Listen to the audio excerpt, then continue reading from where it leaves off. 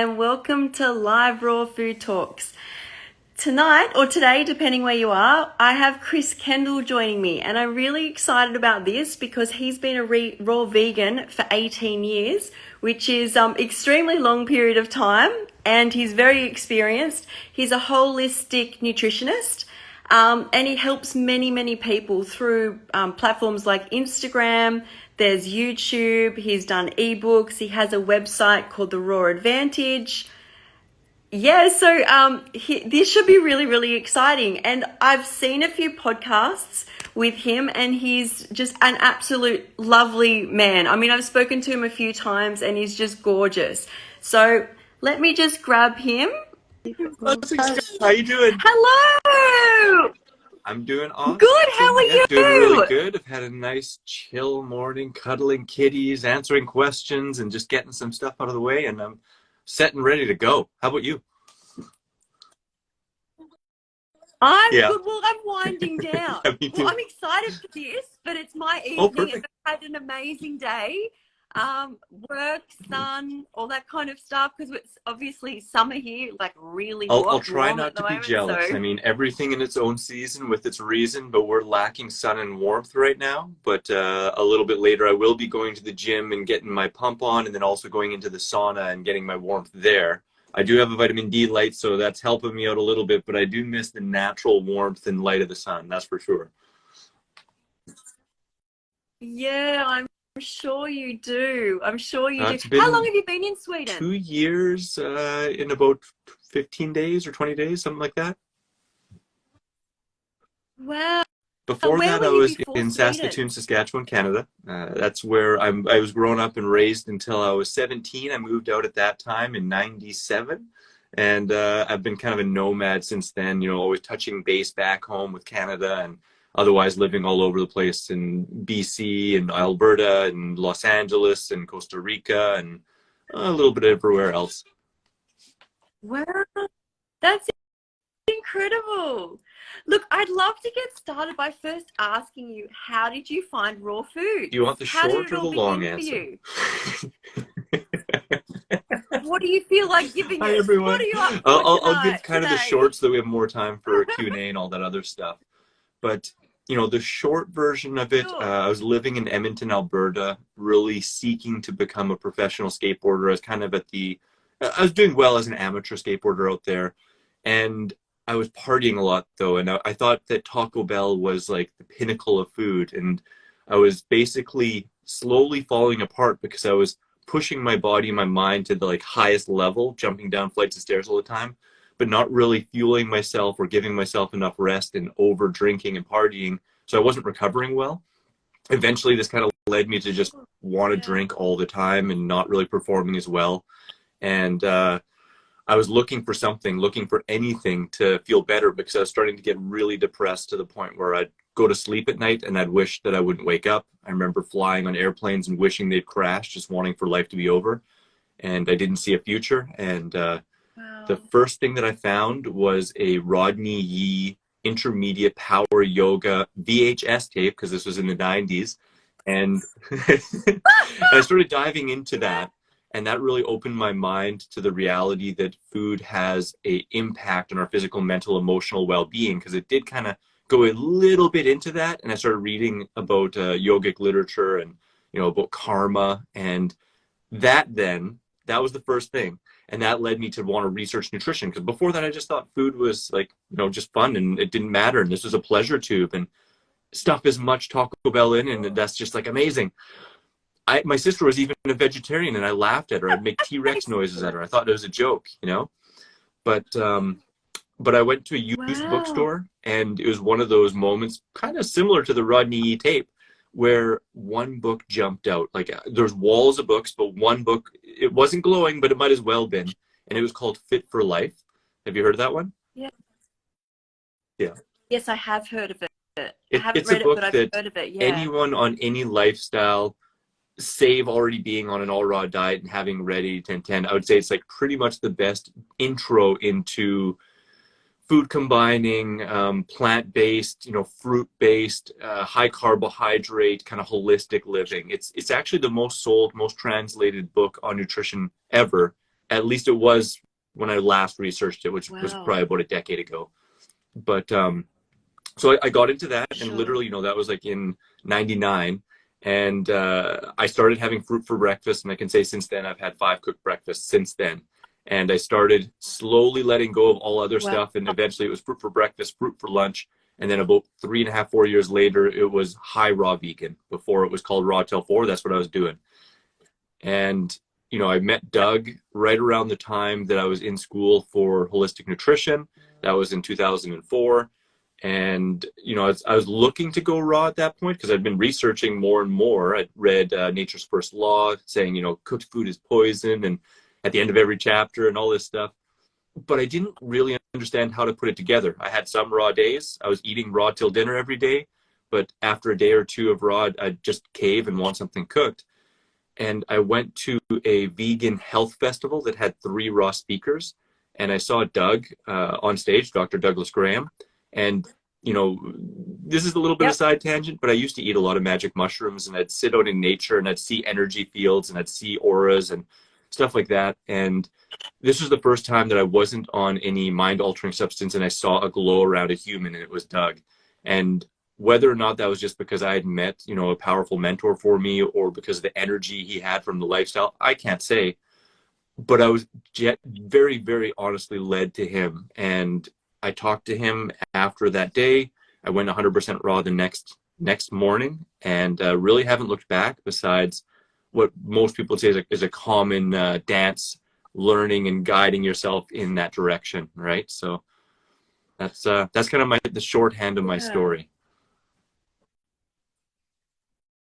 Wow. That's incredible. It seems like there were steps along the way, but it seems like there was obviously something in the universe pulling you and guiding you, and you found your way. How many years was it from when you found what was the first guy's name who was a Rodney yoga Yee. instructor up until when you So went and saw the yeah, Rodney Rodney Yee is when I Yee? first started. Basically, like, I often say I was a teenage dirtbag because I ate anything and everything. I was that guy that if we were out with friends and people didn't finish their stuff, they just pile it and pay me $5 to eat it all up with like gross stuff poured on top. I was that gross guy. Oh, But yeah, that was in '99, and then I met Doug in 2004.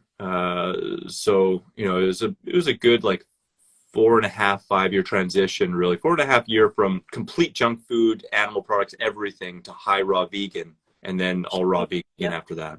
And I was actually only vegan and high raw vegan for 6 months before I went fully raw vegan. Wow. When you were going between raw vegan and cooked meals, still plant-based cooked meals, how were you feeling? Were you Absolutely. I noticing a mean, difference? every single change that I made from, junk food drinker to high raw vegan, and that was, a decent trend, decent process.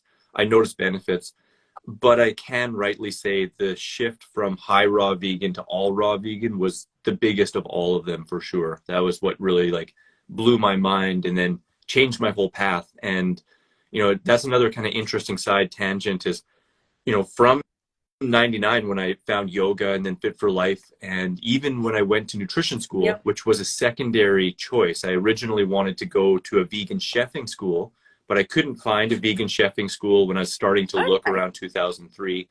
And, there's maybe one Sure. in, where was it, in France or something, but it was, you still were required to have some meat and to make stuff with meat. And I just wasn't willing to do that. So I went into nutrition. And still, even at that Sure. point, that was a full-time 1 year course. I wasn't really doing it for any other reason than self. Like I just wanted to skateboard more. I wanted to heal faster so I could jump downstairs. I had zero intention of doing it as a profession, like none whatsoever. But when I met Doug, and literally the next day when I went raw, I'm not even kidding, the next day when I went raw, I mean, I probably didn't even have a meal yet. I had just decided, and the shift had taken place in my mind. I Yeah. really distinctly remember walking down the streets in Vancouver on Commercial Drive, tears running down my face, just feeling so much connection and Wow. so much sense of purpose. And at that moment, my entire paradigm changed, and I was Yeah. like, I need to teach people. I need to share this with people. I Wow. need to help people feel what I feel. And again, I think it was a large part just that I had met my my destiny, really, right? I'd met my calling, and everything changed from then. And then since then, skateboarding, it's always been really important. It's always been a huge passion of mine. I actually recently went pro for the first time, and thank you, thank you. And Wow, I see it as a vehicle congratulations. to share this message and to connect with other people. And skateboarders need it because, you know, there are like companies called Piss Drunks where all it does is promote drugs and alcohol and stuff, right? So yeah, Yeah, but it's nice. Like I know I've spoken to Daniel McKinnon as well, and he talks about how yeah, much more energy you actually have when you're on the raw food. The people, I think there's a concept many people have is that they think they yeah. are a better person when they're drunk or on drugs. And maybe there's like 1 or 2 moments, 10 minutes where they've got more confidence. But the rest of the time, I'm now, because I'm sober and I'm around people who drink, as soon as they ingest Oh anything, yeah, I notice a shift. And I think to myself, like, it's funny how we don't realize our yeah. whole potential with raw Hmm. foods, like you discovered, which Absolutely. is No, I really noticed incredible. that, you know, drinking, it just really tightens your frame of awareness. You know, like with raw food, your awareness really goes out and you recognize that you're a part of nature. You know, you're not like the dominant force, but Yeah. drinking it kind of brings that in. So there's like a smaller kind of field to be aware of. And for a lot of people, that is a numbing effect that makes life more Yeah. copable and easy. It also kind of quiets the mind in a way, right? So Yeah. Yeah. It does. I guess also a lot of us, well, most people are brought up on close to a sad diet or very westernized diet, which has that numbing effect. So yeah, once we find something that really numbs us, the brain probably thinks it's hit jackpot. So it's a nice, it can be, I noticed it can be a big yeah. shift to be quite It aware, really but it's is. It such a really is. beautiful And I thing. want to empathize because I know for myself, for example, I was just feeling so much, so I didn't want to feel. And I think a lot of people, they get into that trap, right? They, you know, they grow up, they start adulting and they have more and Yes. more responsibilities, their body aches, you know, things like that come up and they want to numb out, they want to check out. And Yeah. that's the quickest, easiest, most reliable way to do it and to get the mind chatter to kind of numb down and be a little bit more present moment, but again, in a little teeny Yeah. shell. Um, but you know, Yeah. coming to the realization and recognition that it's only through feeling, seeing, and fully accepting all that is that we can really grow and let go of those things that are Yeah. holding us back is just such a powerful shift in realization. And raw foods to me is just a powerful vortex of positive change that allows you to see all those dark corners, Yeah. dark spots, and cobwebs, you know, actually is asking them to energetically come up Yeah. and gives you an amazing opportunity to move through them and grow. Yeah, it definitely does. I notice, and a lot of people who I work with that have just gone raw, including myself, is it's almost like that Oh yeah, darkness spews out of you. Like you don't actually, you can't. A lot of people, their whole life, you don't realize how much you've controlled so yeah, much of everything, and all of a sudden you'll be like high vibe, good mood, but yeah. something will just is fly out. That's obviously been lodged, but I always find with raw foods, it doesn't create a pattern over and over again. And once it's out, more may come out, but it kind of dislodges, which Absolutely. is a Yeah, good I think it's only feeling. through that bright light of awareness and actually seeing, feeling, and again accepting that you can truly release things that are otherwise Yes. really deep seated and doomed to be repeated. And you know, I mean, that's been my experience, whether it's with food or whether it's with mood and emotion, that it's really not until we fully can accept it that it does let go, right? And sometimes those things you mentioned, they're Yeah. not only in self, you see those things oozing out and being released from other people, and that can be dark and scary at times. And you know, whether Yes. that's, you know, people's darkness or demons or whatever, like I've felt and seen things that I know are not that person Yeah. coming out because they're threatened by what you're bringing as well. Yeah, that is very true. That's very true. That's why I always believe that with this lifestyle, the best thing to do is not to lecture people, is just to be the change you want to see in the world. If you want joy, happiness, freedom through a like healthy lifestyle, you be that. Don't Absolutely. dictate it to people. And I think that comes with it, doesn't It it? It does, comes yeah. with the And whole that comes package. down to as well, acceptance and compassion and love and honoring people where they're at, right? Because we see and feel these shifts and changes and we want it for others, and sometimes we want to shake people before they're ready. And sure, we can plant seeds, and there's a million ways to plant Yeah. seeds, and every way we do it is perfect. But if we are, if we are impatient, or we are forcing, or we're not compassionate for others, then that's going to be on us rather than actually positively affecting the other people. I think that's so important, that compassion part. I know Dr. Morse always says to feel that compassion, don't get on your high horse and start saying, you know, don't eat this, don't have this together, don't do this. Be very Yeah. compassionate. You Yeah. were there Yeah. once, like, you know, I, don't I start always telling I often people. like to say, you know, like we can shoot ourselves or don't ourselves to death, right? You know, like we can shoot ourselves to death, True, and we can definitely true. shoot other people to death, right? And you know, I like to give reasons for things. You know, like if someone's like, well, should I do this? It's like, well, if you want to experience more health, then this is a great option, you know? And giving options is so powerful. I love the work of Marshall Rosenberg, rest in peace, nonviolent communication. And, you know, something he says is that anytime we take away choice, it's a violent act. You know, so if we say, you should do this, it's actually taking away choice and saying, if you don't do this, you're wrong and bad. And that is not really a powerful empowerment that we're giving somebody. Yeah, no, it definitely isn't, and that's Yeah. that's whole part of it, right? Is that self-love thing. I know the topic comes up for me often because I went raw for my health, but the topic of veganism, like veganism is something separate. And I said, no, no, no, you don't understand. I had gotten so unwell, Yeah. I couldn't love Huge. myself or an animal, right? Once I loved me, I could start loving plants and animals, and the compassion I have for the universe because I put me first. Like I couldn't, you know, I kind of have that view that if I'm unwell, I'm a burden to the planet as well, right? So I think it all interconnects. It's that it's all part I, and parcel of the I raw food 100% is health, you agree. know. And, you know, kind of piggybacking on that, I think that part, you know, the self-love part, and recognizing that it is through really loving yourself in thought, word, and action, you know, eating fruit, eating vegetables, that is love in action. Yeah. It's really the most powerful thing you can do. It, And it is sad and sometimes hard to see, but it is part of everyone's journey. You know, sometimes people on a vegan path, maybe a more processed vegan path, they're missing that part. You know, they don't feel maybe totally worthy of health, and they actually put the animals first, which that is commendable. It's amazing. It's from a place of yes. compassion. But to me, in order to spread this message in a way where from the outside people are like, that's what I want, it's important to embody health yourself. And you can only do that if you're giving yourself love, thought, Yes. word, and action as well.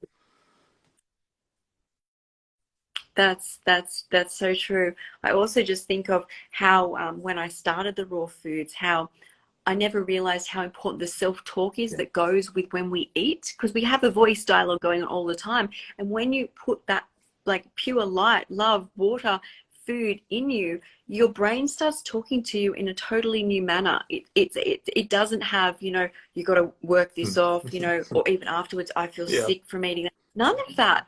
It's literally like, this tastes amazing. I feel fresh. I can feel the structure, the freshness, Yeah. and that becomes that inner voice. And I think that's where when people I guess think why is that food love, it's like, we'll start there. It really is a whole, your thoughts They become you. are Yeah, you what you think really. about comes about. And I love, you know, this is a something near and dear to me because I used to have a really poor internal dialogue. And you know, I've been interested actually in self-help and a whole bunch of different things, you know, like Celestine prophecies and stuff since my mid-teens and all that kind of fun stuff before I even got into yoga. Sure. And I tried a lot of different things.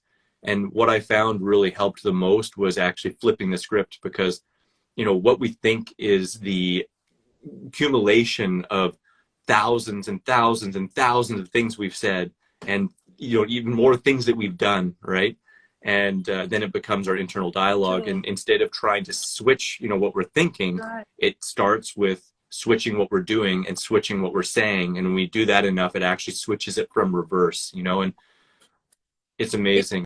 And you know, really I really does. started recognizing too, like just being aware and seeing when things come up as an opportunity to shift your frame of reference. And I remember I used to have like say just like a 3 word sentence that would come up in my mind all the time. And after a time, like the first syllable would pop up and then it would just dissipate and go away because it wasn't really relevant in my current frame, you know, and then it was just gone. And it's Sure. Yeah, I can resonate with that. It's almost like well, when as we were talking earlier yeah. about things coming up that get released, is what I noticed is say something like a fear had come up. Is when I get to the pool, Mm, a fear that I won't be able to do it comes up, but not just in that context. Is that sort of perception? Then when the next scene of the day that I go to might be, I don't know, my walk, and I'll be like, I can't walk up the hill. That like I guess that view that we get, I'm yeah. just talking about one incident here that I'd been like really healthy in the mind, but this perception came into no matter where I stood, I had that talk going on. And I thought, my God, my whole life, no matter where I've stood in the world, I've Mm, had this lens on, like judging this way, thinking this way. mm. And it's so freeing to not have that anymore, to be just part of everything and Yeah, experience each absolutely. new Seeing scene. a tree for what it is, not just automatically being tree, good, done. Yeah, or not even. I don't even. I think there was probably a time Yeah, where I yeah. didn't even see the trees. It wasn't like in my view. I was doing something else. It's quite incredible, and I feel like the more I get into this, the more detailing I see of the tree, the more I appreciate the tree, and how when I come to the next scene, I appreciate Yeah, things more. It's absolutely. like It's teaching a me, right? practice of present moment awareness, right? Creating a meditation out of life rather than being in the Yeah, mind and distracted and not actually seeing and being a part of the present moment of what you're in. You know, that's a huge shift. It's a huge shift. yeah. It is. I know one of the things I hear often is one of the first things that happens when you go on this lifestyle. Maybe this is why it helps with people's mental illness and the healing. Is the Mm, monkey chatter or that mind chatter quiets, and you can hear your own voice. Is what a lot of people say. Well, people can call it mm. God or nature or self, but it's like just one Yeah. voice instead of having like being Yeah, and pulled that can take some time. I everywhere. definitely know it'd be beautiful if getting on the journey was just, Yes. you know, a straight line. But for most, there is some zigzags. I'd like to say, you know, it's a dance. You know, sometimes a couple steps forward, a couple steps back. And as Sure. we talked about, you know, like shining that bright light and cobwebs coming up. With that, there can be, you know, voices and things and stuff that come up. Not to try and make it seem you know, a whole bunch of voices coming in at you, but it can be pretty intense going through that Yeah. detoxification process and letting go of old things that don't really serve us anymore. That's true.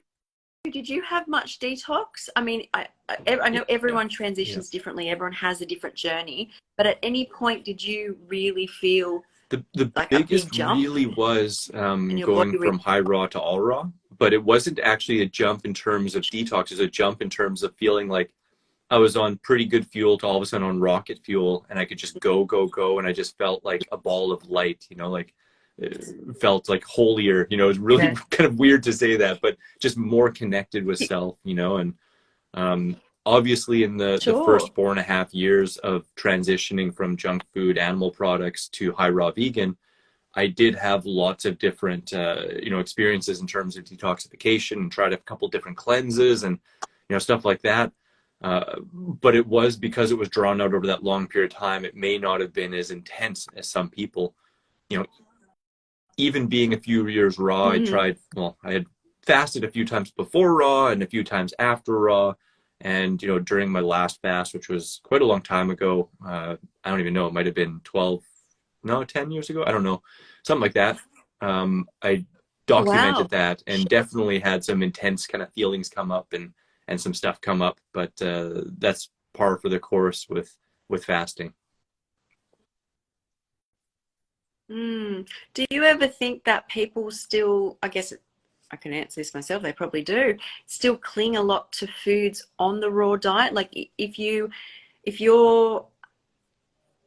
someone who's always relied on foods, do you think once you shift across to raw, you have a tendency to do that, or you continue to do that even on my Oh, for sure, shift? Do you find absolutely. You know, people? for the most part, at least when people are unconsciously changing habits rather than completely feeling and getting to the source of those habits and releasing them, it's a shell game, right? It's like it's, you know, moving from one habit to another one that serves us better, which brings about amazing, powerful results.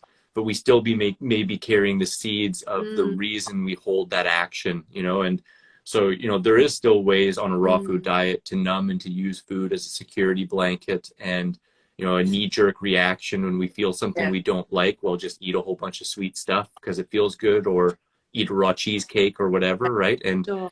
it's in the bigger picture, Yeah. you know, way bigger act of self-love to choose that than to go have, you know, chili cheese chummy chunk chili cheese I can't even say that word right now. It's even a mouthful to Chili cheese say. chimichangas. I like that word, chimichanga. I've never coupled it with chili cheese, and it's kind of hard to do. But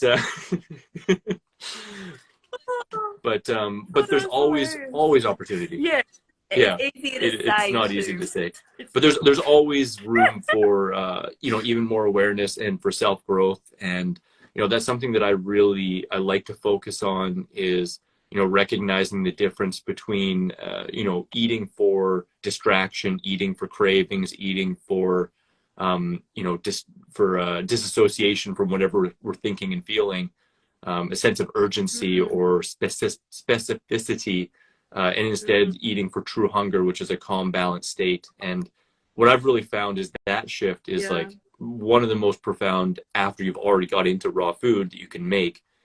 You know, just choosing to eat when you're genuinely calm and balanced, and moving towards foods that really, really just Yeah. lift you up instead of numb you out a bit. Yes, especially I'm really very aware if I will not eat now if I am in a Hmm. state of I've been busy. I am not like what I call a calm environment to eat. Whereas in the past, before raw foods, these were not conscious thoughts. I was like, Yeah, right, I've got to eat now. Whereas now I'm like, no, what happens after that? I don't feel as good. And the whole thing about this is that, you know, you want to feel good and also enjoy the food, enjoy the moment. And there's something about having raw yeah. foods in nature which makes it even better. But yeah, I've become very conscious of that I'm quite able to be turned off if I'm in a flustered state of just not that I'm so anxious that I can't eat. It's that it will not Exactly. Yeah, benefit my body you and don't mind, absorb it as soul. well, and it's not really a healthy relationship with yourself and you know, your mood, right? And True. it kind of also underlies a deeper sense of calm and understanding about the lifestyle, you know, and recognizing that any one meal isn't going to Yeah, make or break anything, you know. And if you know, some people, they have a true. fear that if they, you know, if they, you know, miss a meal, or if they don't do this right, then, you know, they're going to fail, and you know, it's going to unravel everything. And you know, so they eat when they're anxious, or they eat if they, you know, just feel urgent, or they eat, you know, even though it may not be optimal circumstances. And obviously there can be a time and place. Like if I'm Mm, really active, and I know that you know, I'm gonna want enough fuel to fuel my activities, I may eat in a suboptimal mm, setting or suboptimal condition a little bit fast, just because I you know, I know I'm going to mm, require those calories. But for the absolute most part, yeah. and for the most common kind of vein that I go on as well, is, you know, just making sure that I'm in a calm, balanced state, and that Mm, I can pay attention to my food and can chew it well, and that I know it's going to feel mm. good and digest well in my body. Yeah, because I think a lot of people bring Yes, past patterns, 100%. right, into this lifestyle. So they've Yeah. always rushed through lunch while they're on their computer. But I always feel with this is these patterns, unlike before I was raw, they shift. It's like the food is talking to me, nature's talking to me, I'm healing and I learn. Whereas in the past, I think the food numbed Yeah. you and you just didn't learn. So I do get that a lot of people would come to this and it takes time to Oh, really huge. I feel mean, again, I think right? it's just important to recognize that virtually everyone, I sometimes would say most people, but I'd say really everyone has learned to utilize food as a best friend, as a, you know, an emotional blanket, as a distraction, you know, as a party, as a way to, you know, celebrate, and as a way to pacify devastation, you know. So it's been learned since we're a baby, because when we first cried and we're really unhappy, we're Yeah. given mother's milk, which contains opiate-like substances that calm us down. So right off the bat, we equate intaking food with comfort. So there's no doubt that it's very Mm. deeply rooted, and it requires some unwinding to disconnect from that, at least to some degree. And obviously food is comforting. It is amazing. It is a beautiful, beautiful experience to be cherished and grateful for. But when we use it as a means to escape, or a means to sidestep other real things that are coming up and going on in our lives, we're not meeting the greatest opportunity that we can, through our relationship with self, the present moment, and our relationship with food.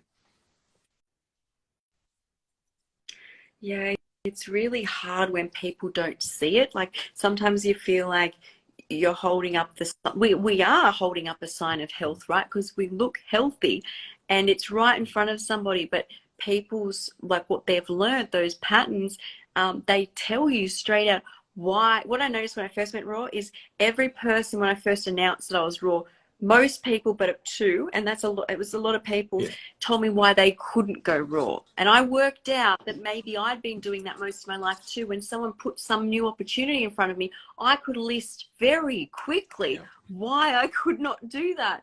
And that was one of the first eye openers for me, that people have, you're standing there saying, your sore knee and your arthritis can go with this. I've healed lots, many people have healed lots, but they come to you and tell you why they can't digest Brussels sprouts, or they can't have this. And Yeah. it's It's so interesting. fascinating. What they're often really saying is, I don't want to go raw, and they just don't want to say it like that, and that's fine. True. I love what Dr. Graham says, and I'll have a slight tangent before I say that, because, Dr. Graham and he's been, one of my biggest mentors and a great friend and colleague. And, I've spent time at his house, and we've written a book together. And, we recently Oh, have been recording a video series exactly on this topic, like the main reasons, the main excuses people have for why they can't go raw.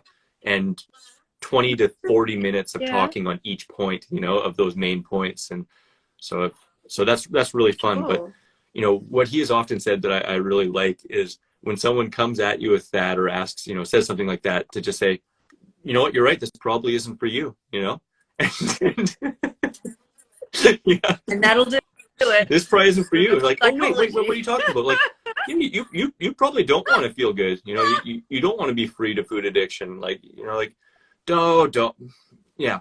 Let's talk about something else. Like, because if they said, nope, I couldn't Yeah. do it because of this, and you're just like, well, actually this and actually that, so often they just dig their heels in deeper and deeper, because they genuinely didn't want to in the first place. They had already built it up in their mind. They've decided, nope, that's not for me. That's uncomfortable. They think you're just eating carrots and Brussels Yes. sprouts, and it just makes you fart all day, and they don't want that, and they love their steak, right? So Sure. Yes, that's what I hear too. Yes.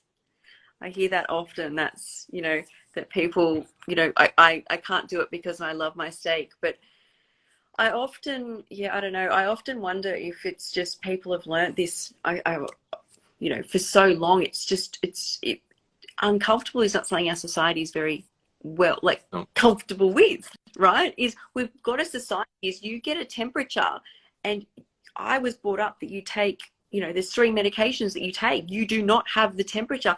Now my body heats up like this, and I'm so proud of it, because I went all these years, my body could not heat up that much. It couldn't kick whatever it was doing, because I was obviously not well enough to, to do that. Now it goes up, does what it has to do, and I'm like, whoa, this is good. I want it to no, do. I don't want to numb yeah. that.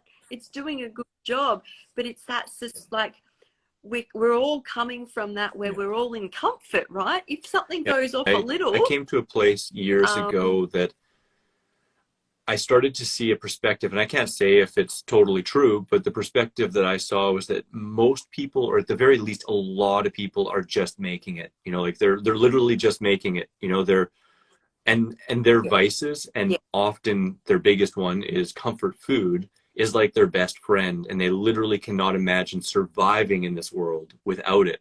So the thought of letting go of their best friend, their true, comfort that is always there, that they can just reach out, that doesn't talk back, that immediately makes them feel warm and fuzzy inside, it seems unbearable, and they're not ready for that shift, you Yeah. know. And it most often does require either a major devastation, you know, whether that's like an illness. It requires, you know, a real huge perceived need. So say they're just like an athlete and they're looking for that edge and they'll do anything to get that edge, or, you know, intelligence to the degree where they're looking and they're understanding the benefits nutritionally. The other place, of course, is compassion, right? And that's the central point of this lifestyle and of veganism, is just recognizing that we don't want to be a part of the suffering of sentient beings, and we want to be a message for them, because, you know, voice for the voiceless, right? So That's it's usually right. one of those four things. That's. I also believe that what I say to people is, because they've seen the foods that can be created, and quite, I mean, I couldn't even cook before I did this. But what I say to them, the hardest thing is when you walk out that door each day, the foods that you can have are beautiful, right? But when you go down the street, you know, if I walk down the street here, you've got pizza, you've got coffee, you've got a meat shop, you've got, you know, then you've got the smells that come out. You've got people walking past you holding, you know, coffee or bacon and egg rolls, you know, all this sort of thing. So 99.99999% of the world is telling you not to eat this way.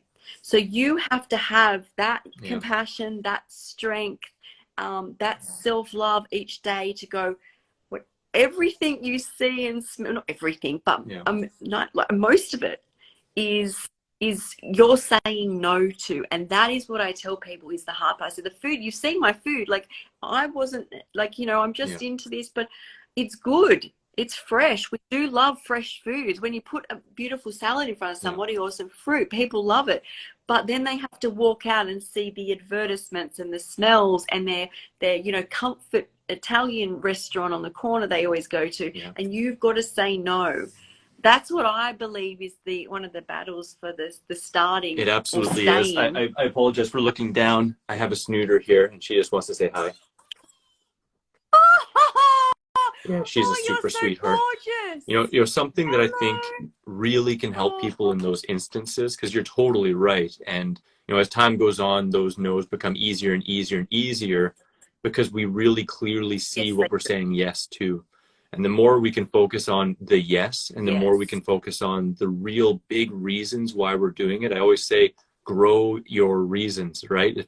If you're just going raw food, if you're just going vegan for, let's say, athletics, that was my main impetus, right? Was I wanted to be a better athlete. Well, the day you break your leg and you figure, you know, my athletic career is done, well, you're just going to fall off and eat anything because you don't care anymore, right? But if you have the reason that, you know, you love animals and you can't stand to see them suffer, and, you know, then if you have the reason that you know that you can actually feel better, you know, physically, mentally, emotionally, and then you know that it's better for the environment, and you know that it's a positive example, and you know that it, you know, like, it's going to make the biggest impact on the, you know, ecology that you can. Like, the more reasons you can have, and you can make them as personal as possible, the more you remind yourself of those reasons, the less likely you're to deviate, and the less likely you're going to even see those no's as something that's a big deal, because it's like, I see the yes behind it, I see the why behind it, and that light becomes very dim, and it's no longer something that pulls you in.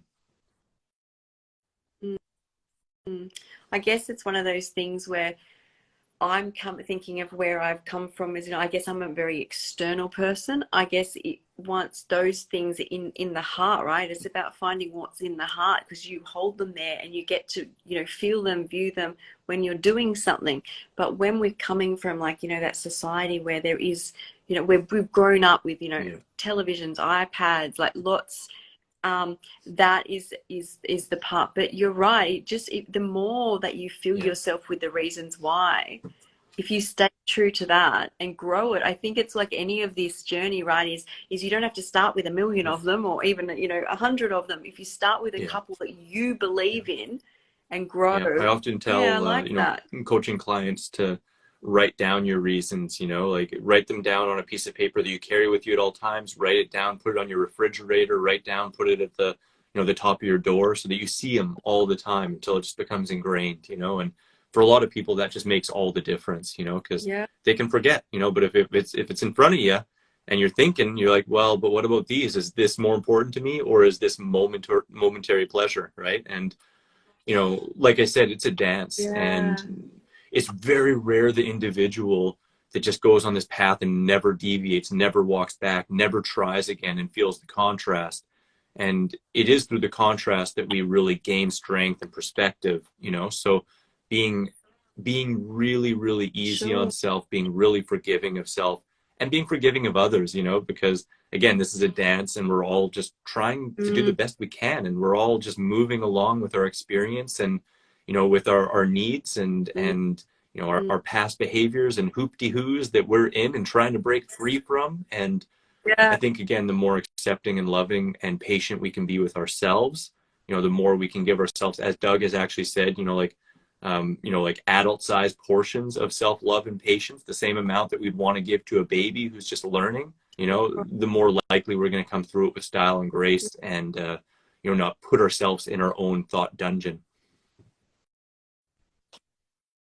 Yeah, that's definitely true. I think, yeah, I mean, that's interesting that you say that about, people going back and all of that into, and then they grow from it is most people, well, every person I speak to's journey Yeah. is so different. So I think people should be mindful that even if you pick up a book, your journey is not supposed to be the same as the person in the books that you read, or many books is you'll see a contrast between, people who are raw and even what they've written as their journey. It's so individual, and we should all stick Yeah. to that, hold that true too when you choose a different road to like a mentor or someone that you're reading, that how you should be is, don't beat yourself up if you combine two Yeah, fruits that aren't exactly. supposed to be combined type thing. Like you learn from the gas. I, like, I like, tell you know you, what like I mean? when I first got into raw food, because before I went raw, I read books on food combining as well,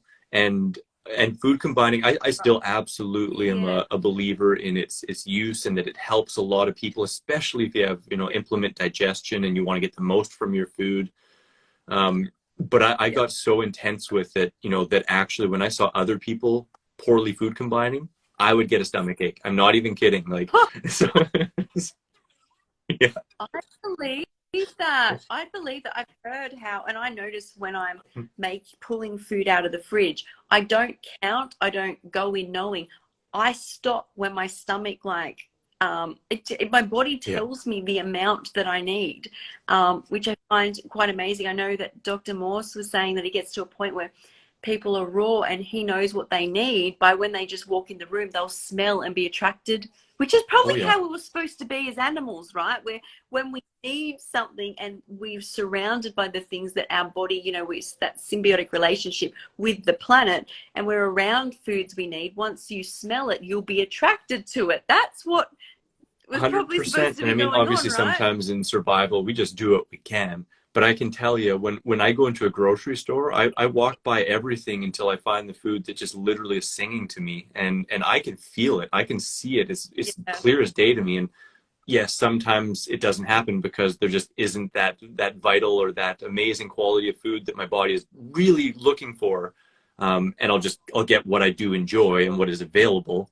But in many circumstances, I tell you, like I walk past the melon, I walk past this, and it's just like, wow, what's up with this? But this is what I want. You can smell it. It's extra bright. It's like, Yeah. it is amazing. Our senses are Yes. sharper than we give them credit for, and they're numbed down by many, many things Yes. that we're not aware of, and it becomes clearer and clearer the longer we're on this path, and the easier it gets finding and sourcing the foods that Yeah. just really nourish you the most. That's right. Well, I guess a lot of the time we haven't been able to use these abilities because the overriding stimuluses in the environment are so strong. Like they've kind of overridden it for that time. So when your body has needed something like, I don't know, rocket, or I don't know, Brussels sprouts or celery, you can't. Those subtle energies we're not picking up because we're Yeah. blasted by bright lights, and so when you can experience Yeah. these, it's such an incredible feeling. It's all part of it. Like I think it's the greatest gift. Like there's so many gifts that come with raw foods, and I think that's one of them.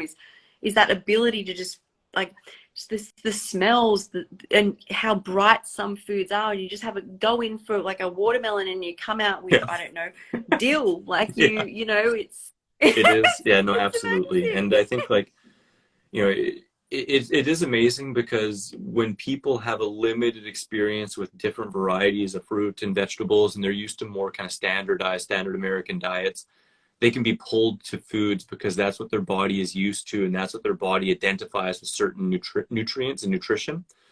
And the longer you go with this Yes. lifestyle and the more you introduce different foods and recognize that the first time you meet somebody, the first time you meet some food, you don't know the mood they're in, you don't know the quality they're feeling, what they're emanating, and you may not resonate the first time, but giving any individual or any food two, three times, and really allowing, that essence to reverberate with you will let you know in the future, how you match Yeah. up, and it will kind of give that information so that when you're requiring that, you're pulled to that instead towards, other old food choices. And the most common example is chocolate, because, a lot of people, if they don't eat a lot Yeah. of greens, they might be pulled to chocolate for magnesium because it's really magnesium rich. But once you start eating a lot of greens, you For don't really sure. get pulled to chocolate quite as much because you're getting your magnesium fix, and it's just a healthier food source of it as well anyway. Yeah. It's like that remembering, right? Is that deep coded inside us? We're supposed to bond with the Mm-hmm. information that the fruits and vegetables give us. And what has happened is, if for say in my case for 40 years, if I've learnt that, I don't know, fried Mm-hmm. chicken or some sort of fried vegan dish has given me certain nutrients, my brain is only going Yeah. to go to that every single time. It's not going to go to Yeah. fresh because it hasn't had the quantity. Because essentially we need the quantity because the produce sometimes isn't that great. So we need to have a lot of it. We Yeah. can't just have a bite and we're like, cool, that's done. That's the other thing, right? Is the body wants efficiency too, and it probably does know that the chicken or the vegan meat substitute Mm-hmm. is such a small thing, and you've only got to have a few mouthfuls to get whatever it needs. Just say it was salt, whereas if it was something else, a natural sodium, maybe you've got to eat a whole lot of tomatoes. And when you're run down too from that sort of lifestyle, it's just wanting the quickest way Absolutely. to get it in, Absolutely. right? I think there's It's a few relearning. things to unpack there as well, because one, when we're dealing with processed foods, we're diving into the pleasure trap, by so it's an amazing book. If anyone hasn't read it, I recommend it, or an audio book. You can get it on audiobook by Alan Goldhammer and Dr. Sure. Lyle. But it really goes into how the food industry, and vegan foods definitely aren't the exception. They're definitely doing it too. They're formulated in such a way that they Yeah. become irresistible and habit forming and spike serotonin and spike all these different neural pathways that just want us to have them. And it's that Yeah. mixture of fat, salt, and sugar all together in specific ways that just makes it so that we're just driven towards those foods. And it takes some time to Yeah. recalibrate and get what some people call, I remember Frederick Patino used to call the gourmet taste buds. And it takes some time of abstaining from those really stimulating, deadening foods to start to really appreciate the subtler Yeah. flavors. And I tell you, like, I've had times where I've been in the movie theater eating a bag of like really good quality organic spinach that tasted like chips to me, whereas other people would be like, "Man, like that's crap," Yeah. because they don't taste those subtle flavors. Um, and you're Yeah. just so right as well with the requirement of volume, and that's a big thing. What I really notice is that in order to be fully satiated, like on all levels, we require a balance of volume, nutrition, and calories, and we need enough of most of all three of those. And most people on most diets, Yeah. they're getting lots of calories but very little nutrition and very little volume when they're on a sad diet, or most diets, and it leaves them unsatisfied, and it leaves Mm. them wanting to snack all the time. I remember when I ate crappy food and processed food all the time, I wanted to snack all the time, and it was really easy to get way too much calories. Mm. When you switch it over to raw food, it's super high volume, super Mm. high nutrition per calorie, and low calorie though. So it's easy to meet two of those three needs, but it's easy also to slightly undereat Mm. because you're getting more volume and more nutrition per calorie than you've ever got. So you feel more satiated than ever, to the degree where Yeah. you can, end up under eating a few bites, a few hundred calories every day, and eventually bonking. So it does require a bit of a relearning and recognizing that it's very hard to overeat if you're mindful and you're eating for, out of comfort rather than out of devastation or distraction. And that's one of the biggest hurdles that people have is actually learning to eat enough of these whole foods because they're so water rich and fiber rich and, dilute. Yeah. And a lot of people also come to this with many, many, many years of, the mentality that a lot of people want to lose weight on this diet, right? They come with the mentality that if you want to lose weight and you're going on a diet, you do not eat. You don't get to eat big volumes. Like that doesn't come into it. And that mindset is like is one of the harder ones to break. And right? that leads people to overeating on nuts and stuff because they're just starving and they're looking for something that is going to fill that void, that hunger.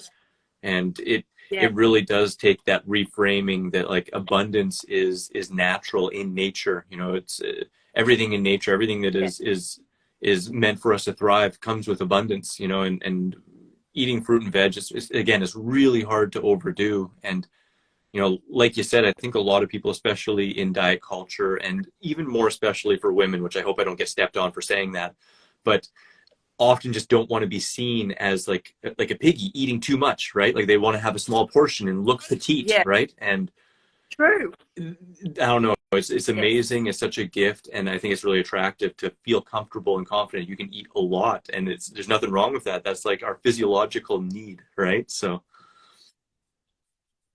that's I remember there was a podcast I was listening to, and the lady on it had been raw for I think 4 years, and the host asked her how she felt about eating these big portions because a lot of women don't want to eat big portions in public. And she said, look, I'm going to eat half the watermelon now, like all in one sitting because she can, and have a distended stomach for a little bit. She said in half an hour it's gone. It's like it's water fiber, it's going through. But she said I'm not going to sit down and keep have a few more mouthfuls, do what I'm going to do, a few more mouthfuls. She said I'm going to eat it and it will digest. That's the other thing, right? Is it may like come out a bit, but like it goes does, through. Yeah, food baby can having a quick food baby can be real, right? And I think that is a beautiful thing too. Is just like coming to a place where you're comfortable in your own skin and you're not worrying about what other people are thinking. Recognizing that if you are worrying what other people are thinking and you're doing things so that they don't think ill or think you're weird, you're just marching with the crowd and you're not really being a positive example that can help anyone. And if you want to actually be shining a bright light and be a lighthouse for other people to feel okay being different and feel okay treating themselves exceptionally, then that comes with being okay with being a little bit different and leading that example. That's really true. I also think it's really fascinating to look and see what the human body is capable of. Like the human body is quite capable of distending a little bit so you can eat one sitting, having a food baby, and then you can go on and do what you've got to do. I think there's an appreciation for that as well. I can put I think I can put a good like 4 kilos of food in there if I need to.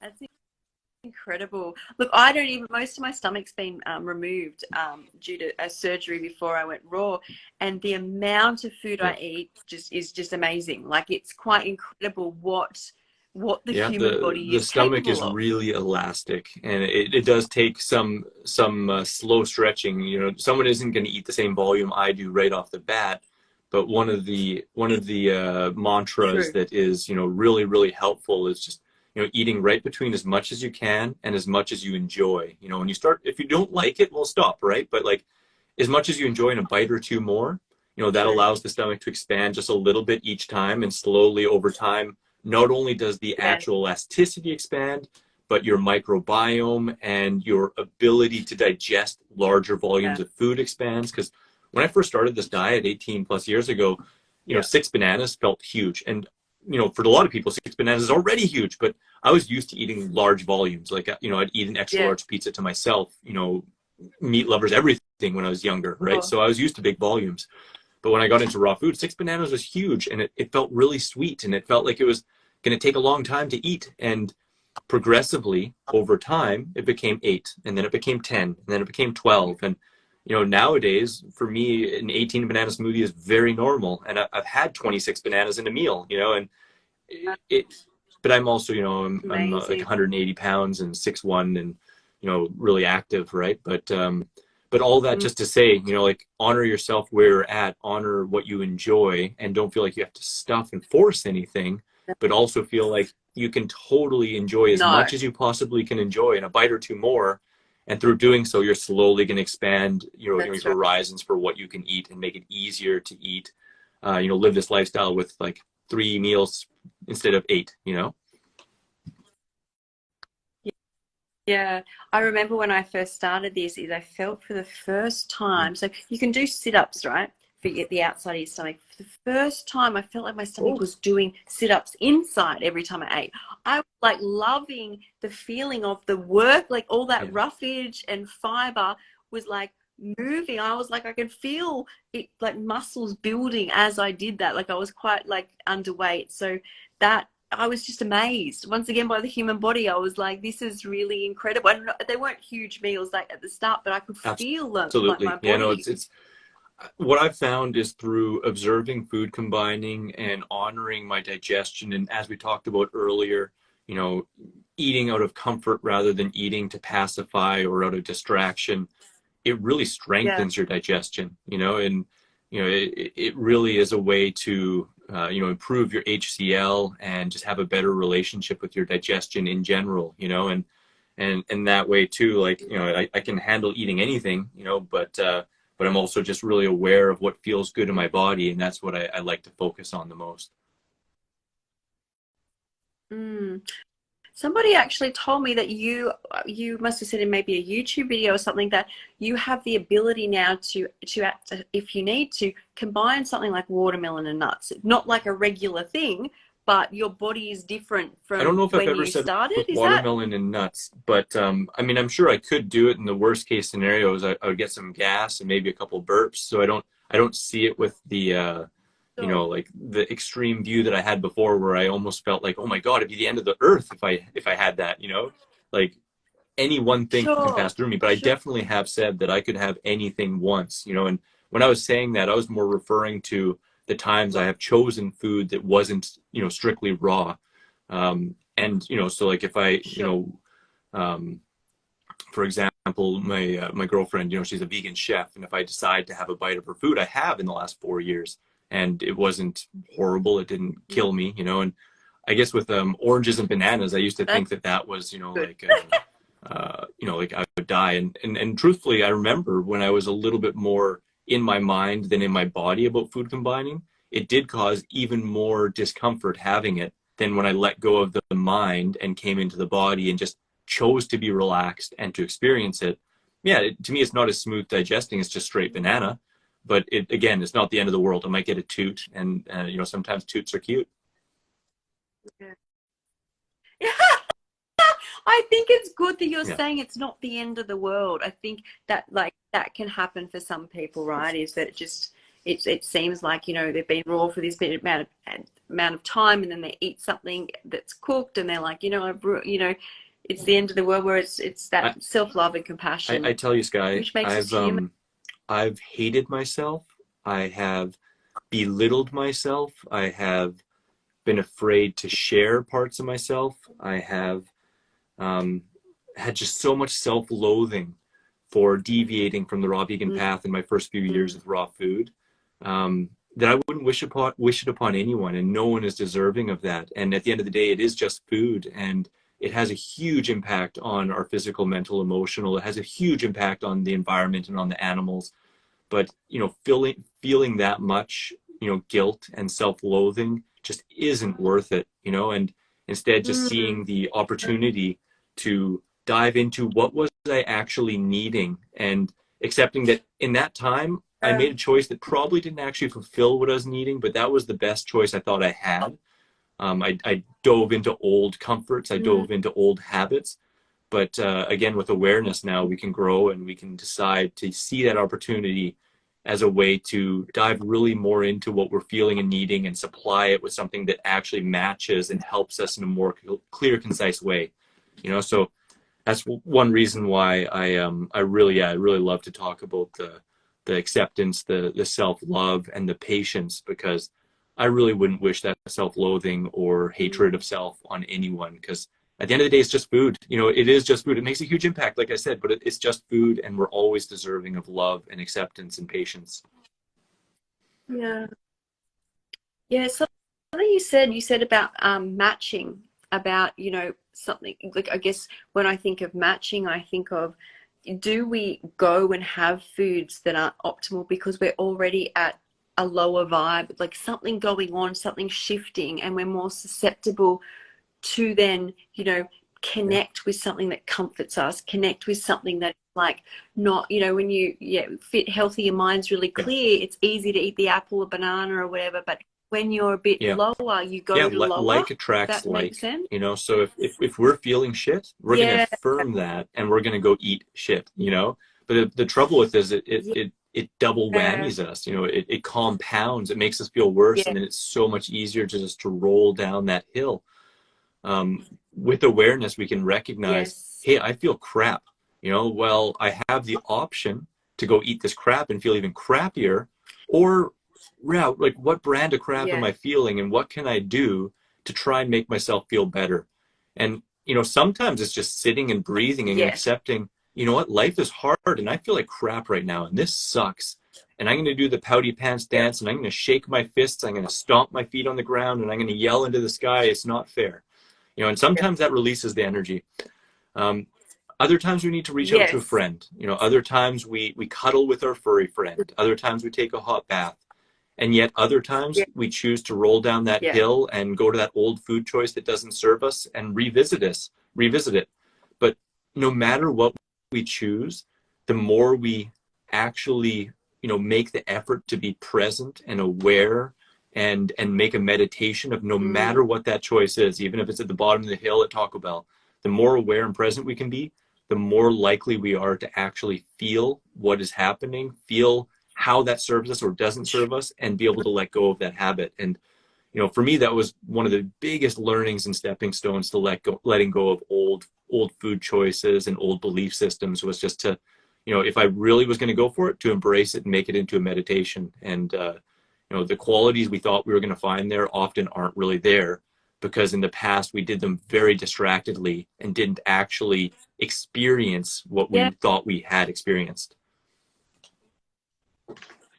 Yeah, you just made me think of something, and that is, if someone's truly present and they're truly eating Taco Bell, they would Yeah. be repulsed in some level. So if you're actually, you feel the wholeness of the raw foods, you feel good, it's fresh. But when you have that, there's aspects of that meal which are definitely not Yeah. self-love or making you feel good.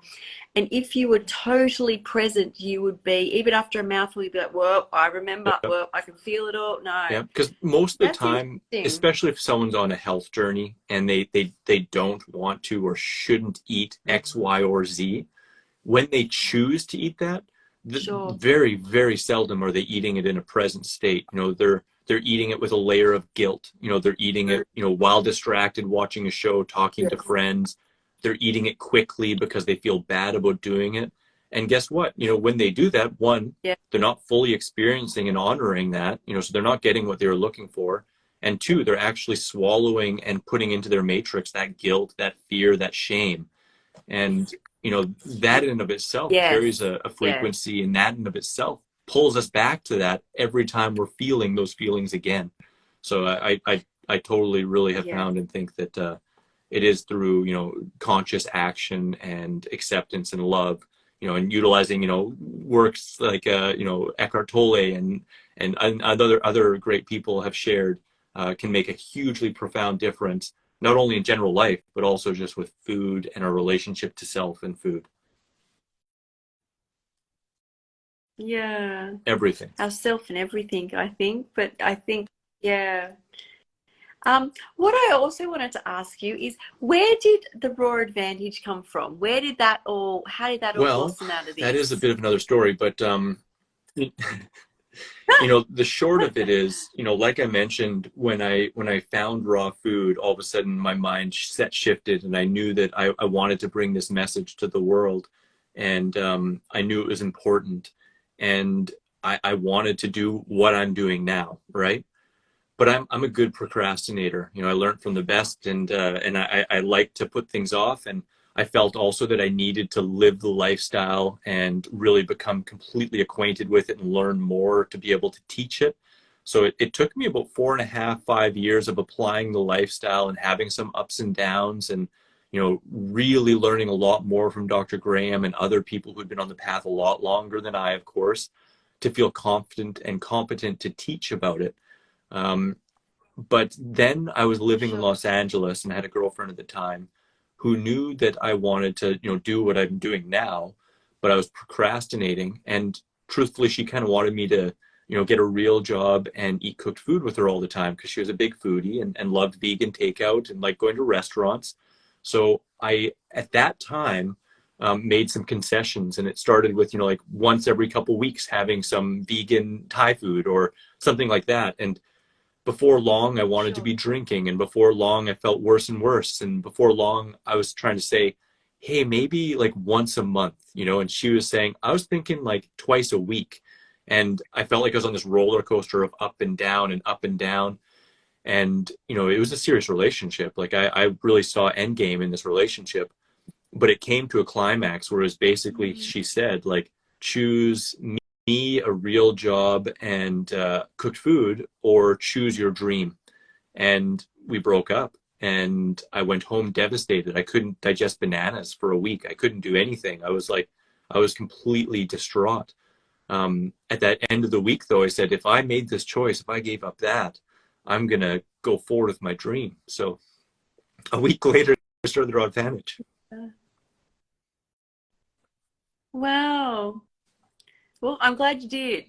And you know what I even love? I love the most. I love what you do, but I also love the start where you have the lion Yeah, it was fun. doing the roar. That's I love in it. my basement It's with my bedspread behind me and my mom's Halloween costume behind me, or on my head. So yeah. Oh, well, I like it. Okay, so I just want to ask you, I pulled up here, I wrote, well, didn't write it down, I've got them on my computer. There was someone who had a question. It was very specific to Sweden as well. It was, I would like to know more about eating mushrooms raw. Here in Sweden, it's not recommended due to the high levels of toxin in raw mushrooms. Would love to hear Yeah, your this is view on the a subject subject. near and dear to my heart, which I mentioned because I'm a mushroom lover, as I said before, for various different reasons. But but I love culinary mushrooms. One second. But I love culinary mushrooms. My first 5 years on a raw food diet, I Sure. ate very simple and hygienic, like one could say 80-10-10, to the degree that I knew. I didn't include mushrooms. I didn't include spices. I always food combined perfectly. I didn't add onions, garlic, hot peppers. And that's when I started the Raw Advantage, actually, was, based off of that, and created, 101 frickin' Rawson recipes, which are all simple and hygienic. But after writing that book, I also saw that there's a lot of people, either interested in raw food or on a raw food diet already, that want a little bit more variance. And I started creating, at that time, what I didn't see in the raw food movement, which was kind of bridging the gap between simple hygienic and high fat raw gourmet. And I started making low fat raw gourmet recipes that would Yeah. mimic old foods and flavors. And with that, I started experimenting with mushrooms, and I started recognizing that I actually really enjoy mushrooms, and that I feel benefit from eating them. And I started researching, and I noticed that some people talked about, the agartine and not wanting to eat mushrooms raw because of that, or because of the chitin being an Mm. indigestible fiber when it's not cooked, or the possibility of contamination. So there's three main strikes that people have against mushrooms. Digging deeper, Mm. though, I looked into the studies that people reference, and some well-meaning, vegan doctors, even at that time, or otherwise doctors, would, talk about how, mushrooms are toxic and you shouldn't eat them raw because of specifically the agartine content. And I may be pronouncing that wrong because I haven't heard it Okay. pronounced right. It's agartine or agartine, I think, tine. But anyways, I digress. Right. Looking deep into those studies, which nobody who said don't eat mushrooms because of them was saying what the studies actually said. They just said don't eat mushrooms. I looked into the studies, and one, they were done on rats and on mice. So, I mean, we can't fully rely on them because while they have, digestive tracts, they're not totally similar to us, and they can be allergic to certain things or sensitive to things we aren't. But in the studies, they're fed to rats and to mice in synthetic form. So they actually weren't fed mushrooms. They were fed synthetic agartine, pure agartine, in a dose that was equivalent to Right. 1 year of eating mushrooms every day in one dose, and then were considered possibly carcinogenic. So it to me it didn't ring true. I'm like, obviously we're not going to eat 1,000 pounds of mushrooms in one sitting.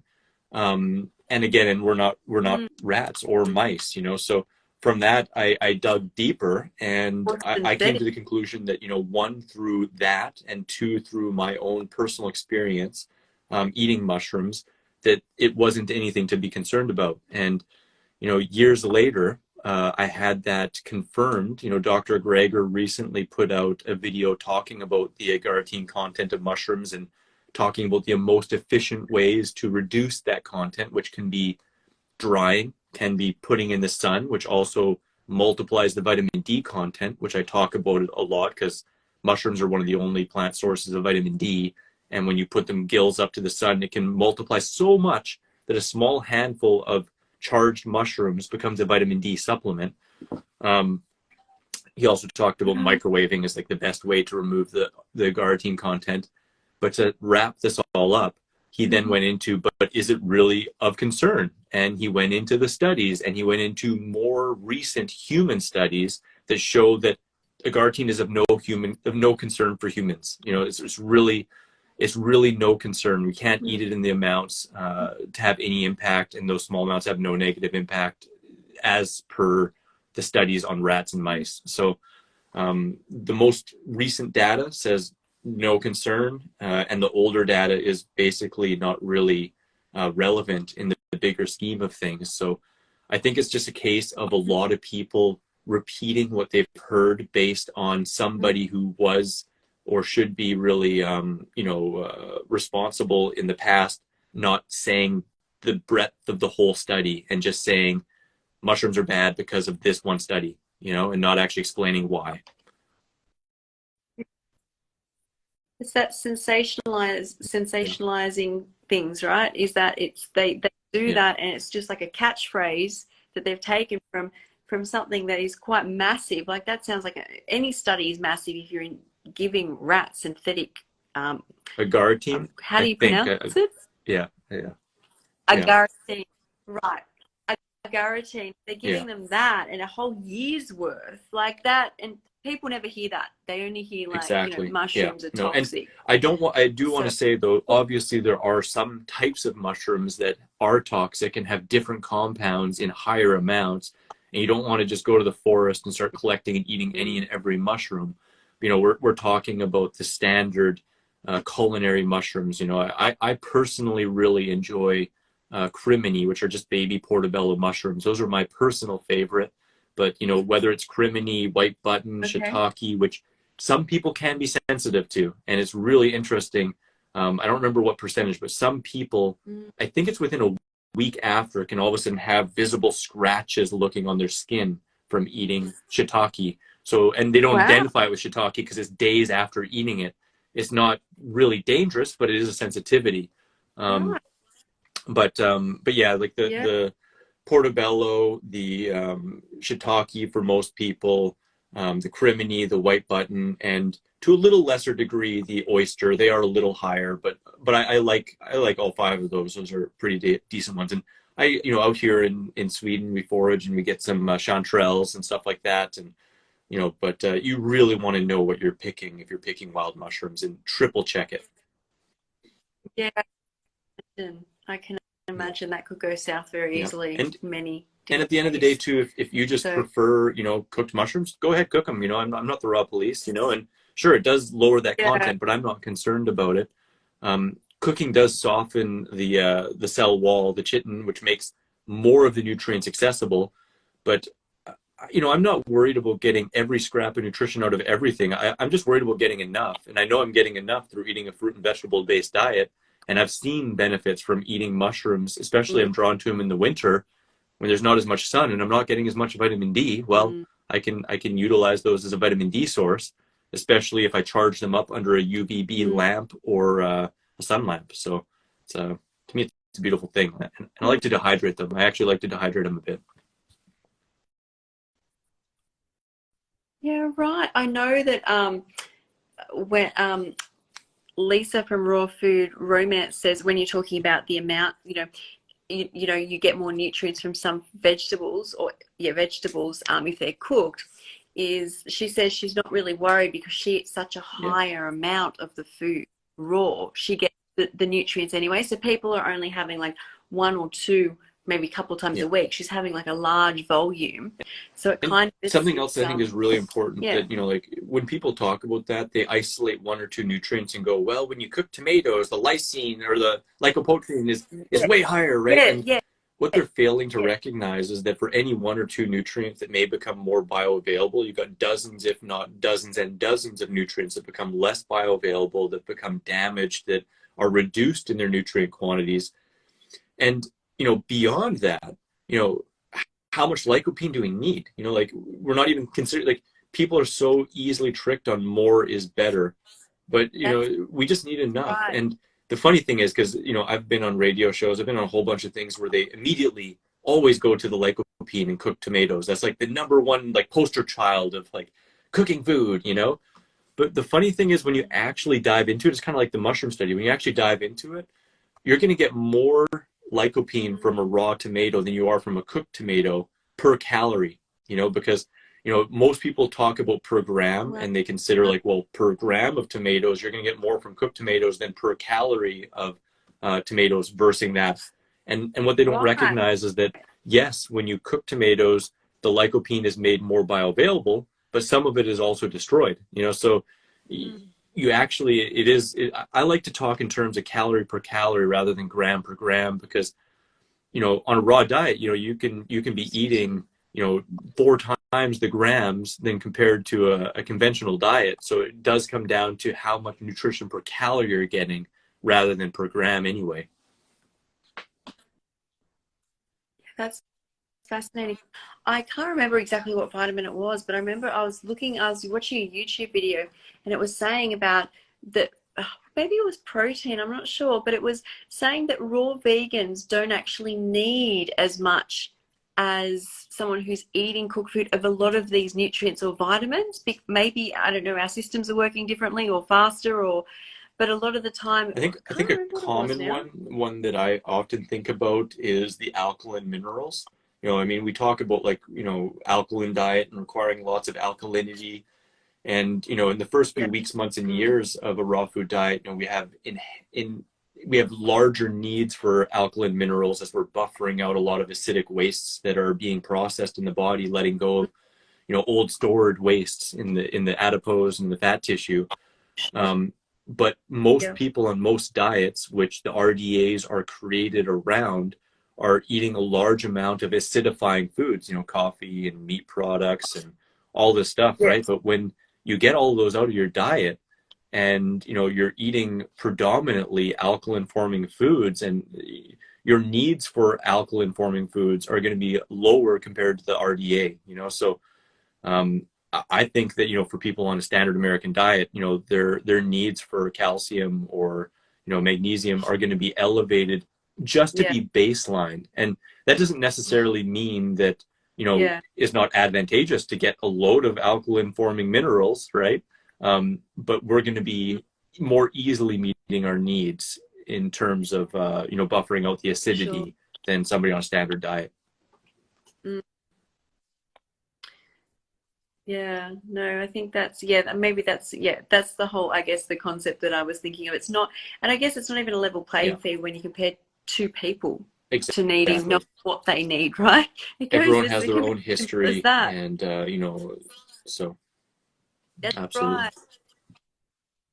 So anyway, there's one more question, and it is, Snooter's let me just back. pull this up. Snooter's Um, back. wants to Yeah. be on the show. Okay. Um, Another subject I would like to hear from is how to fast cure anemia with raw That's foods. a good one. I mean, the short of it really is, having good digestion. So, like Mm, um, having good digestion and eating enough iron-rich foods. I mean, when people are eating a standard American diet and they're eating a lot of animal products and stuff like that, they're eating heme sources of iron that are non-selective, and your body just always absorbs it, and it's whether you need iron or not, your body's going to absorb it, and you can actually end up with iron toxicity, and it's pro-inflammatory. Whereas the non-heme form of iron found in plants is selectively absorbed, and it's absorbed at a lower level per the amount in the food. So mm, you actually are required to eat decent volumes of foods that are rich in iron to get enough. But the good thing is, because it's selectively mm, absorbed, your body only absorbs what it needs.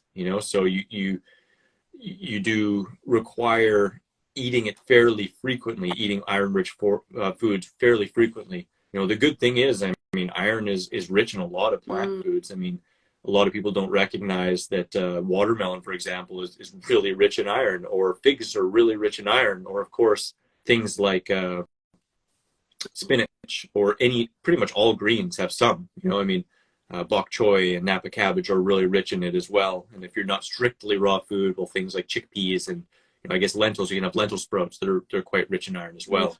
But what it comes down mm, to is making sure that you have good digestion by doing what we've talked about since kind of the beginning. Not overburdening, but slowly increasing your microbiome through steadily eating more and introducing variety little bits at a time, instead of just like, I've never eaten greens, so I can eat 2 pounds at a time. Well, maybe start with a handful at every meal, so your microbiome adjusts and you have good yeah. digestion and you have strong HCl to break down and absorb the nutrients in greens. And then, steadily Mm, increase the quantity of greens in your diet so that you can absorb them and get all of their amazing nutrients in the symphony that Mother Nature created, right? So, um, as an example, mm, when Camilla and I were in a motorcycle accident 5 years ago, she lost a lot of blood, oh, and was very, very low in iron, and they wanted to put her on iron pills and reverse that situation. And it typically, if I remember right, they said it typically takes like a month and a half or something to correct where she was at. But we started making sure. watermelon spinach smoothies, and she wasn't strictly raw, so also had like chickpea curries and eating more greens, and Sure. her levels went right back up faster than they had anticipated. Within a month, she was already good, and they were like, they weren't like dropping their pens and freaking out, but they were like, wow, like like you're back in normal ranges, and that was Mm, faster than we would ever think. Like whatever you did worked really well. So. um, mm. Yeah, I will. I'll touch on that as well. I think it's probably 15, or maybe 12 years ago now, had my stomach duodenum and top of my intestine removed. And I had been anemic before then, but afterwards I was told, because I'm missing my duodenum, which absorbs iron, for the rest of my life I would need iron infusions. So every 3 months I was having to have iron infusions. When I went raw, I let go of everything medical, went back in a year, and for the Nice. first time I'm not anemic. And and that to Yeah. me is, so a lot of things changed, right? But how incredible is it to be Yeah. told you're missing the part of your body which can actually do that, and then to now not be anemic? So not just a little bit of an increase, like I'm That's classified awesome. as That's non-anemic now. awesome. So I think Hugely, that speaks hugely. volumes. From Yeah, it my is awesome. understanding, it's the small intestine that is the main absorption point, and the duodenum at the beginning of that, being a big part, but that you can absorb it throughout the small intestine as well. So I'd imagine that's why you're able to absorb it, having the surgery that you did. And some other kind of key points with that, though, too, is vitamin C is a really big way to increase your iron absorption, and it's beautiful because most foods that are high in iron are also contain some vitamin C. Spinach, people don't think vitamin C, but it has significant vitamin C, and watermelon, of course, does as well.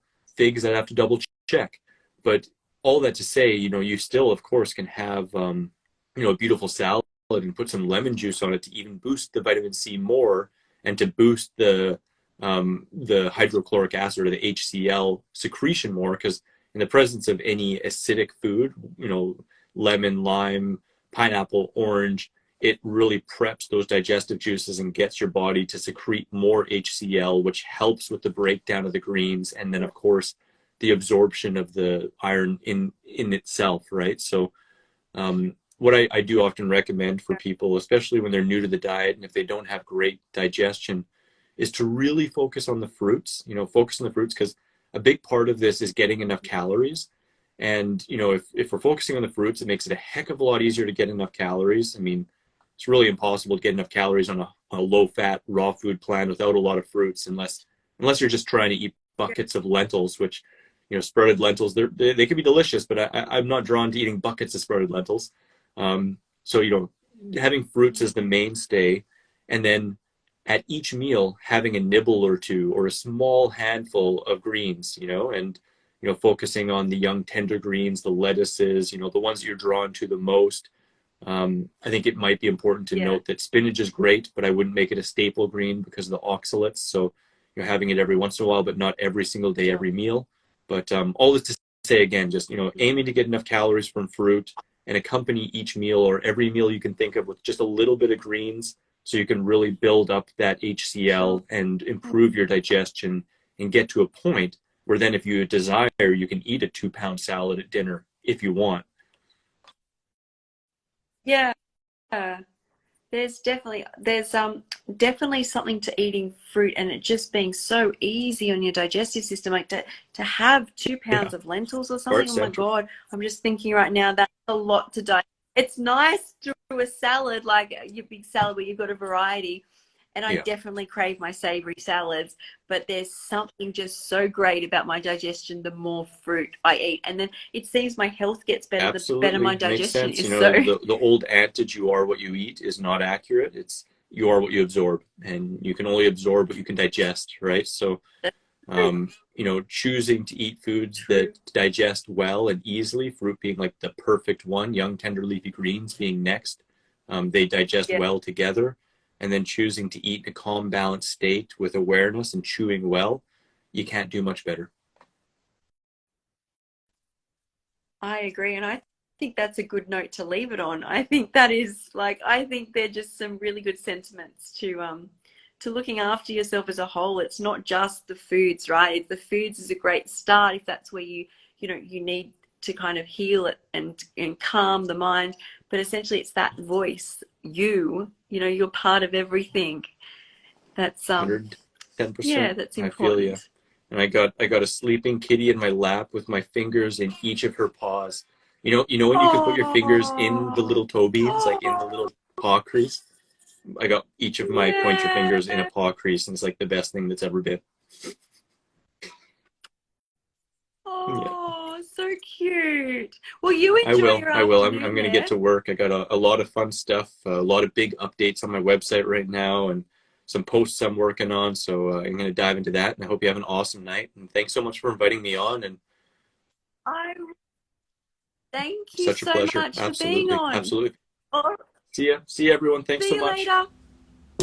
Check out more Raw Talks with Skye. Thanks for the fun interview. Ooh, don't forget to check out my raw recipes playlist in the top left, the video just for you in the top right, subscribe for more videos in the bottom right, and get your 3 free ebooks in the bottom left. Grab your free raw recipe app available on iPhone and Android with over 100 free raw recipes, common fruit and vegetable calorie breakdown, frickin' raw food combining chart, shopping cart function, and so much more.